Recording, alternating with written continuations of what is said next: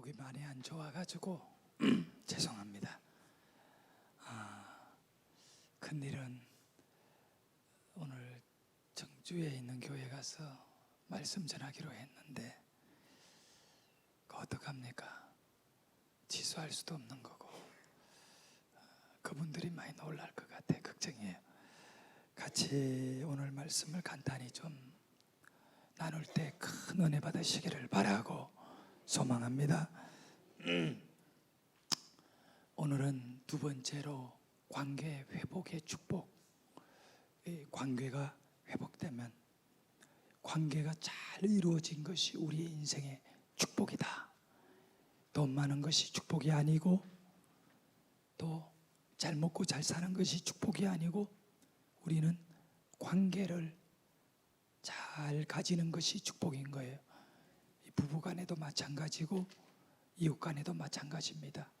여러분이 누려야 할 것은 관계의 축복이다. 우리 같이 한번 따라 하십시다. 관계의 축복을 누리자.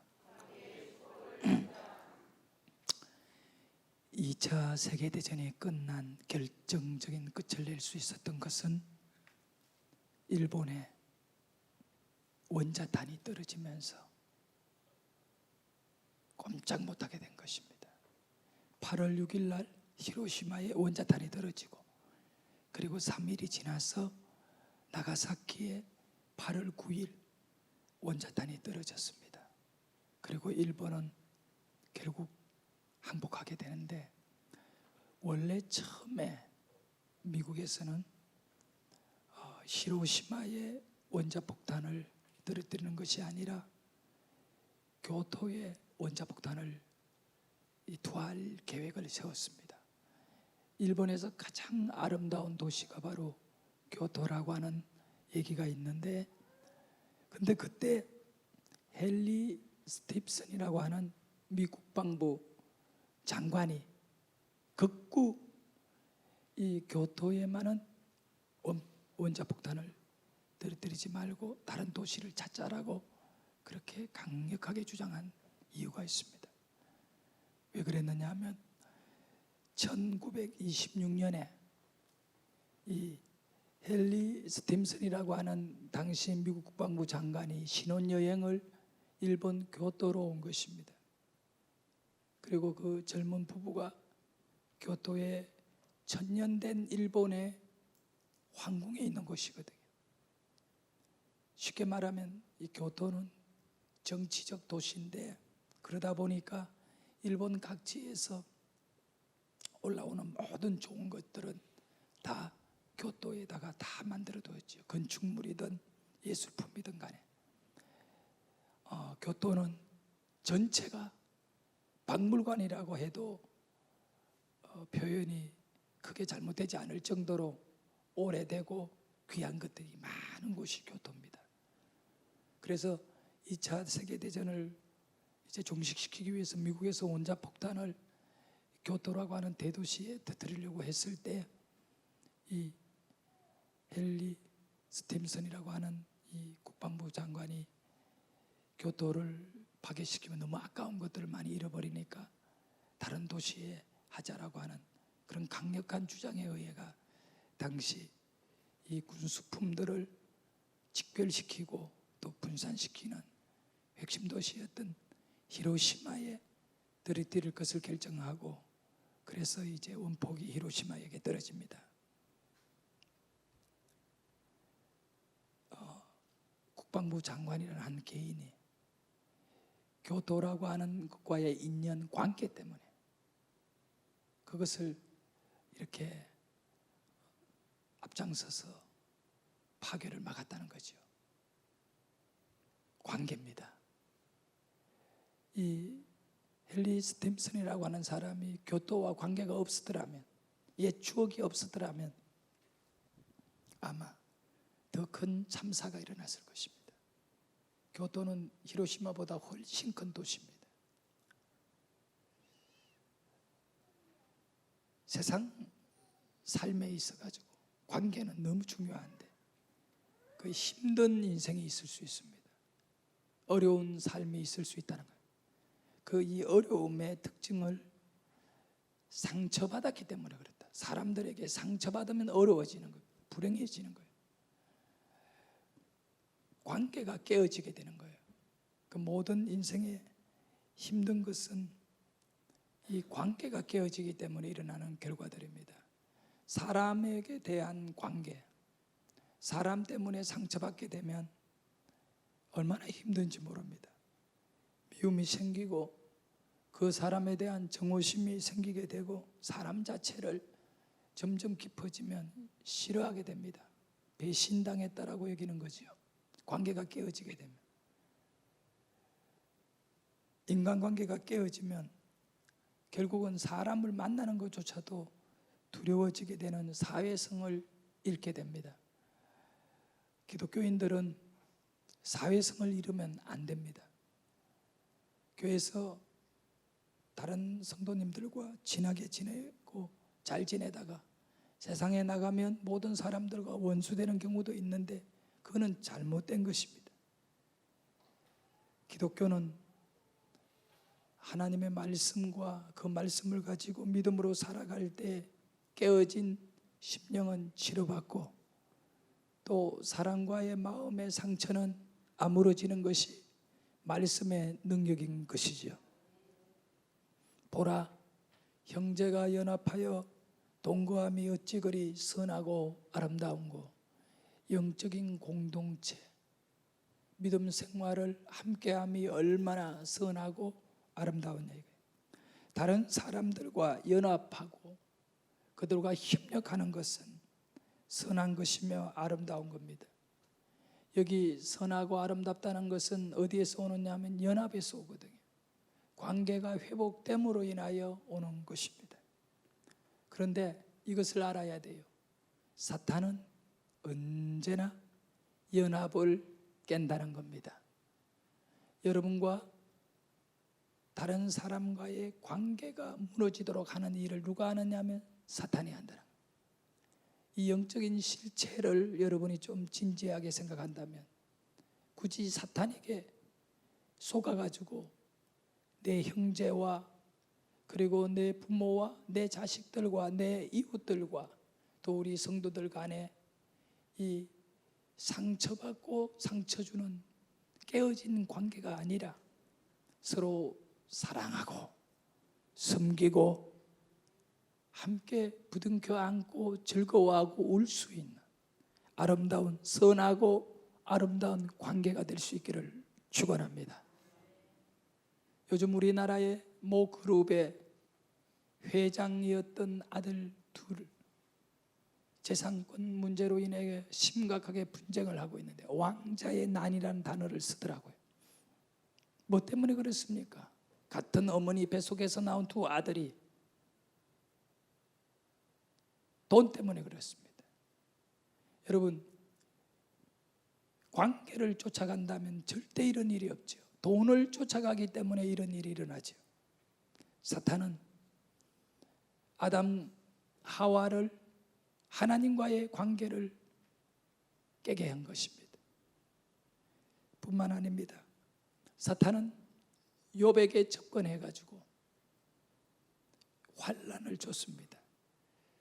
그 환난 가운데 있었던 욥의 아내는 결국은 욥을 향하여 불신앙의 말을 하고 욥을 떠나버리고 맙니다. 떠나갑니다. 결국 믿음이 약한 이 욥의 아내는 무너지는 겁니다. 욥은 끝까지 관계를 깨뜨리지 않습니다. 사울 왕이라고 하는 이스라엘의 초대 왕은 정말 훌륭한 사람이었습니다. 그런데 그가 악한 신에게 잡히게 되었을 때 귀신이 사울에게 들어가서 한 일이 뭐냐? 다윗을 미워하게 한 겁니다. 특별한 이유가 없습니다. 너무 똑똑하다는 겁니다. 다윗이 너무 인기가 좋다는 겁니다. 아니, 자기 신하가 똑똑하고 인기가 좋고 전쟁 잘하면 고마운 일이잖아요. 그런데 그것을 시기심으로, 그것이 결국은 경쟁 상대로 바라보게 하는 마귀의 역사, 권력의 욕망으로 자기 신하를 바라보게 하는 이 사탄의 역사로 인해 가지고 사울 왕은 수십 년간 다윗을 죽이려고 모든 에너지를 다 탕진하고 맙니다. 귀신이 사울에게 들어가서 다윗을 죽이라고 종용하는 겁니다. 이 관계가 깨어짐으로 사람을 미워하게 하고 그 사람을 너무너무 미워하게 되면 오래오래 미움의 마음을 갖고 있게 되면 죽이고 싶은 마음이 들 겁니다. 그러나 쫓겨다니는 다윗은 달랐습니다. 성령이 다윗의 심령을 사로잡고 있었습니다. 그래서 사울을 죽이려고 했던 사울이 다윗을 죽이려고 했지만 다윗은 사울을 죽일 기회가 와도 죽이지 않았습니다. 성령과 함께하는 사람은 회복을 원하는 것입니다. 그래서 다윗은 사울에게 말합니다. 왕이여, 내가 당신을 대적하지 않을 것입니다. 결정적인 굴 속에서 사울을 죽일 기회를 거부하고 옷자락만 잘라서 나중에 자기가 관계를 회복하고 싶다는 메시지를 보내게 됩니다. 여러분은 어떻습니까? 사랑하는 여러분, 가화만사성이라는 말이 있습니다. 가정이 편해야 세상 모든 일이 평안하다는 것입니다. 집안에서 부부 싸움하고 직장 나가고 또 자식과의 다툼 갖고 살아보십시오. 이 가화만사성이라는 말이 틀린 게 아닌 거예요. 오늘 우리가 읽었던 잠언 17장 1절에 마른 떡 한 조각만 있어도 화목하는 것이 제육이 집안에 가득하고도 다투는 것보다 나으니라. 이 말씀은 관계 회복이 가장 중요하다는 거예요. 돈이 아니다는 거예요. 제육이 아니다는 거예요. 관계의 회복이라는 거예요. 자식이 공부 잘하고 출세하는 것만을 종용하지 마십시오. 자식에게. 그것보다 더 중요한 것은 관계가 좋은 아이로 자라도록 축복하고 기도하기를 바랍니다. 예수님은 천국 비유를 여러 가지를 들어서 말씀하셨는데 그 중에 최고의 예화는 뭐냐 하면 집 나간 아들이 아버지에게로 돌아오는 탕자에 대한 이야기인 겁니다. 목회자들이 뽑은 최고의 예화가 바로 탕자 비유다는 거예요. 이거보다 더 감동적인 천국 비유의 사건은 없다. 자격 없는 아들을 아버지는 받아준다는 거예요. 여기서 두드러지는 한 형태는 뭐냐면 탕자는 제가 볼 때 모든 관계를 깨는 자였어요. 그러나 끝까지 아버지는 아들과 자신의 관계를 깨지 않으려고 모든 것을 양보하고 그렇게 지켜가는 거예요. 우리는 탕자로 살 것인지 아버지로 살 것인지. 탕자의 아버지는 아들과의 관계를 돈보다도 더 중요하게 여기고 아버지가 가져야 될 권위 그거 다 무너졌어요. 아들이 버릇없이 아버지에게 와서 아버지 내게 돌아올 유산을 주십시오 할 때에도 그 아버지가 얼마나 마음이 상하겠어요. 그런데 이 아들과의 관계를 더 중요하게 여기는 겁니다. 탕자는 아버지와의 모든 관계를 정리하고 돈보따리 딱 울러미고 먼 도시로 갔습니다. 탕자는 자신의 선택이 옳았다고 여겼습니다. 그리고 실제적으로 아버지가 준 그 돈을 가지고 여러 사람들을 만나면서 재밌게 시간을 보냈습니다. 언제나 이 돈이 사람들을 끌어모았습니다. 탕자는 생각했습니다. 돈의 힘이 쇠다는 걸 알았습니다. 탕자는 돈을 가지고 모든 관계를 이어갔습니다. 예쁜 여자도 옆에 있었고 아주 막 근육통이 좋은 남자들도 주위에 있었습니다. 다 좋았습니다. 그런데 문제가 생겼습니다. 돈을 다 잃어버린 다음에 탕자는 혼자이다는 사실을 알게 됩니다. 여자도 떠났습니다. 친구들도 떠났습니다. 저 먼 이국 땅에서 자기가 지금까지 추구했던 관계는 다 진실하지 않은 것을 알게 됩니다. 혼자였습니다. 여러분, 혼자가 되면 외로워집니다. 저는 이 외로움은 괴물이라고 여깁니다. 외로움에 빠지면요, 사람들은 극단적인 행동을 할 수도 있습니다. 이 외로움의 괴물을 가까이 두지 않기를 주의 이름으로 축원합니다. 탕자는 죽고 싶었습니다. 그래서 그가 마지막에 깨달은 것이 하나입니다. 아버지와 관계를 회복해야겠다. 이것이 바로 예수님이 탕자 비유를 통하여 우리에게 깨닫게 해주는 겁니다. 돈도 다 잃었습니다. 탕자는 건강도 다 잃었습니다. 누가 보더라도 거지입니다. 그때 탕자는 돈을 더 모으려고 구걸하지 않았습니다.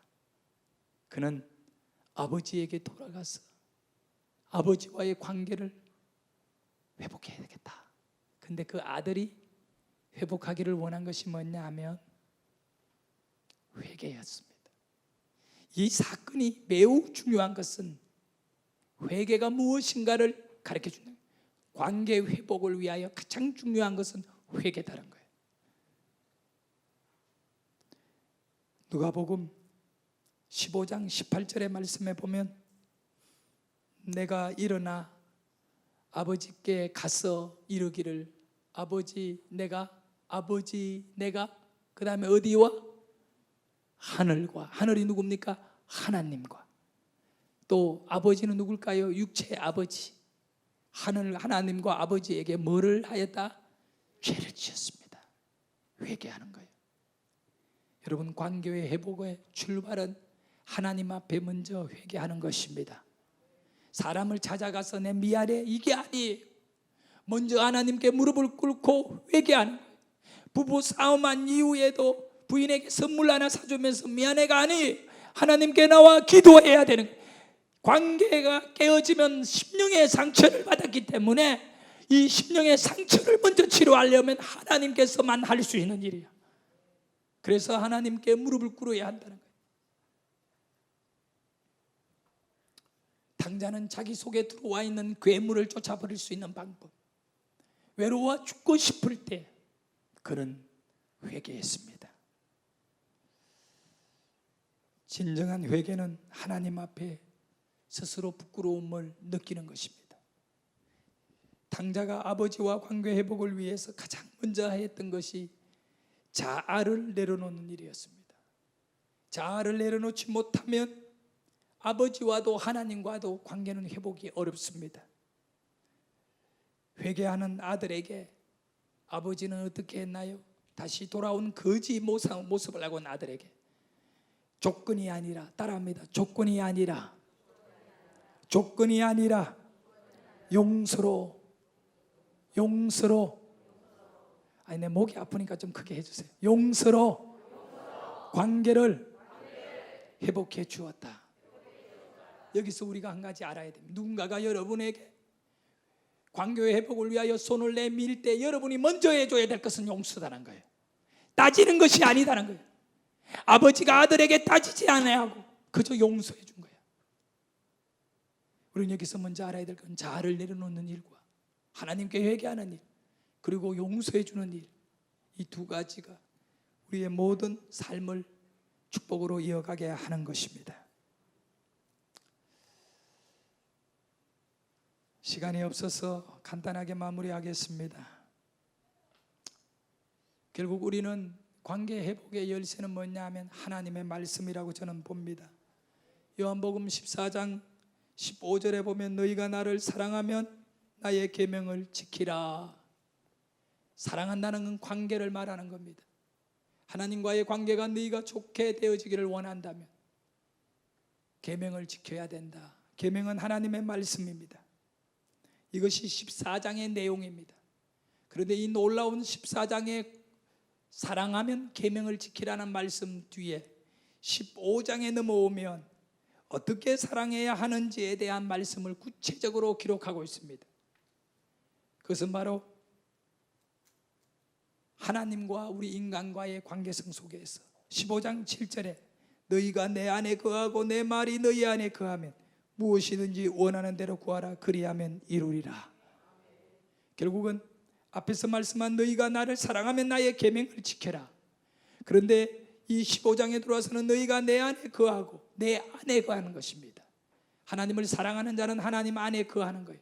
하나님 안에 거하면 무엇이든지 원하는 대로 구하면 다 이루게 하신다는 겁니다. 여러분 안에 하나님이 거한다는 것은 말씀이 있는 거지요. 주님의 말씀이 여러분 안에 있기를 축원합니다.